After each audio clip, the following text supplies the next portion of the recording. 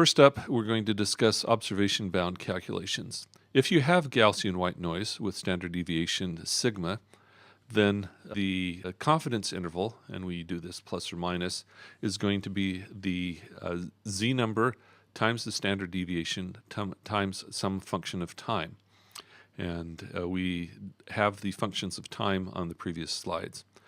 The z, which takes the place of the t, we could actually use t, but we're going to be doing this long enough so that it converges to the z value, is the square root of 2 times the inverse error function of the confidence level. For example, if you were doing this in MATLAB, you'd have the square root of 2 times IRF_INV times 0.95 as the z value. And then depending on whether you have differentiation, a single integration, or a double integration, you take and multiply that by the appropriate factors. As you can see, for one integration, it's that factor times sigma times the square root of the sampling time times the square root of the actual time. And second integration, you have the square root of that factor times sigma times the square root of the sample rate times 2/3 of the sampling time to the 3/2. Okay, to demonstrate these things, we're going to take and integrate a few times some Gaussian white noise. You'll be able to see the white noise, which is the acceleration, the velocity, which is the first integral of that, and the position, which is the second integral of that. We're going to run this a few times so that you can get a feeling for what's going on. And the acceleration, velocity, and position would just be in consistent units. It could be meters per second, and meters squared per second, or inches per second, or inches per second squared. Here we have the first one. You can see the white band is the Gaussian white noise. The red function is the velocity that we're getting, and the green function is the position. The thing to remember of this is that the object isn't actually moving. This is just purely from noise in the accelerometer. And you can see that we're getting quite a bit of variation in the velocity from it, and quite a bit of variation in the position from it as well. We'll do one or two more just to get a feeling for this. Okay, this one you can see the position error is growing quite rapidly, and the velocity error is reasonably of a good size as well. And here we are coming toward the end of this one. Perhaps we will do one more. Again, you have the white noise, or the acceleration error is the white band. The red is the velocity calculated from that, and this is for an object that is not moving. And the green is the position calculated from the velocity, again for an object that is not moving. And you can see that as time goes on, this continues to go. We probably want to take a look and see what a bunch of these runs look like with some reasonable confidence intervals on that. So here we have the velocity for a series of 10 runs, and here we've got the upper and lower bounds. This is for a 99% confidence interval, and you can see each of the different colored curves is the velocity is calculated from a stationary object with just the white noise in the acceleration. Here we have the upper and lower bounds for the position, and you can see the position curves as well. One thing to note from this is that whenever you integrate something, you actually do quite a bit of smoothing. There's a lot less random noise in either the velocity or the position, but you'll notice that the growth in the error continues unabated with time. If you wait long enough, sooner or later, these errors will always overwhelm what you're looking at. The more you pay for your accelerometer, the longer that time can be. The military and submarines can integrate these things for a period of months and be just a few centimeters off in the final position. For the customer available accelerometers that we have, the time is much shorter. Depending on what your velocity or acceleration is, it may be as short as 20 or 30 seconds. Okay, here we have a signal where we're measuring the acceleration, And the true acceleration is shown in blue underneath there. The measured acceleration is shown in orange. From that, we are calculating the velocity, and then we're again calculating the confidence bounds. In this case, we're doing 95% confidence bounds.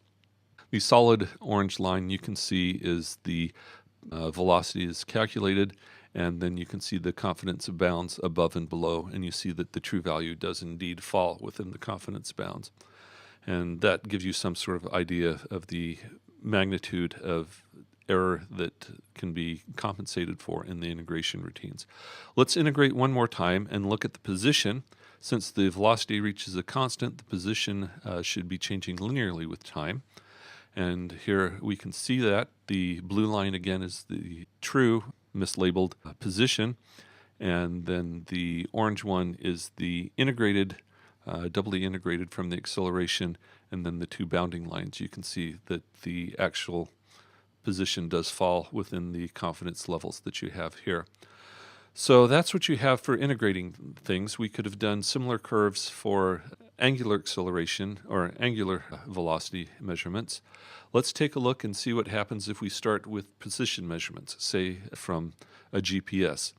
This one is a bit absurd because we have a fairly long time and a fairly high sample rate. But here we have our noise. Again, this object is not moving, and this is just purely noise in our position sensor, again, Gaussian white noise with a standard deviation of 0.1. Next, we will take the numerical derivative of this, which is just the difference between the two samples divided by the sample time, and we will look and see what we get for the velocity noise. First of all, there's the histogram for the position noise centered around 0, and then the histogram for the velocity noise, where we take the first derivative of this. You'll notice the noise is still very Gaussian. When we take the errors, we still get a nice Gaussian curve. However, instead of having a standard deviation of 0.1, our standard deviation is now 14. So we're about 140 times larger than that. The easiest way to get this, if you're doing a real sensor, is to just measure a part of your curve where something is not happening. For example, if you're using a position sensor, that the thing is sitting still, and then use that for your calculations, and we can use that for the rest of the things. Let's see what happens to the second derivative, or the acceleration from this. Here you can see the acceleration curve. Now, instead of being 0.1 or 14, our acceleration curve has given us 2434, which is about 240,000 times as large in terms of the standard deviation. So simply taking the numerical derivative or the second numerical derivative of your measurement is going to give you a lot of noise, but at least you can characterize it well with, again, the standard deviation and then the confidence interval if you desire with that. We haven't plotted either the velocity or the acceleration because they look pretty much like the position, only with wider bandwidths. Okay, so what do these things look like with real data? Here we have true experimental data with a device that measures position, and you can see the data look pretty good. There doesn't appear to be too much noise on there, although there is a little bit of wiggle, which is true wiggle on the position on the downward part of that curve there. So now if we use our normal method of taking the derivative, we get the first curve here, and we can see the noise level is fairly large. There are some numerical techniques that you can use for smoothing the derivatives and removing some of the high-frequency noise. They amount to some sort of filtering, and you can see with the smooth noise that the velocity or derivatives look much better. One thing to note, though, is that the peak velocity has dropped from being about 950 down to 800. So if what is really important is your peaks on these curves, smoothing your derivatives is going to affect your error on that. Here is again, the simple acceleration if we just take the second difference of each set of points and divide by the sample rate squared. And again, there are some numerical techniques that you can use for smoothing that. You can see the smoothing does give you parts of the curve that aren't there before, but then notice again the peak acceleration has dropped on this from being close to 8,000 to being just over 2,000. So when you're processing data like this, you have to be fairly careful as to what you do. So what would you do if you were doing one of these things? Again, you would probably give the standard deviation or the confidence interval on the curves. If you take and plot the confidence interval points like we did before, you will probably just see a lot of noise and it will be confusing, although you can try that if you want. What are the takeaways from this video? First of all, integrating numerical data decreases noise but is susceptible to bias and random walk errors. We didn't discuss what you do about the bias errors because it's fairly straightforward. What you do is you take a section where you know it's not changing and you know the value of the signal, find the average or the mean from that, and just subtract that average or mean from the rest of your data, and that will take care of your DC or bias error. Differentiating numerical data increases noise. The increase is most easily determined numerically. In other words, you just take your data and fit the histogram to it rather than trying to calculate things on these. Advanced methods do exist for dealing with differentiation to make those curves smoother if you need to use them. And finally, when reporting the integrated time series data, plot the data and the confidence interval bounds, and we showed you how to calculate those in the video.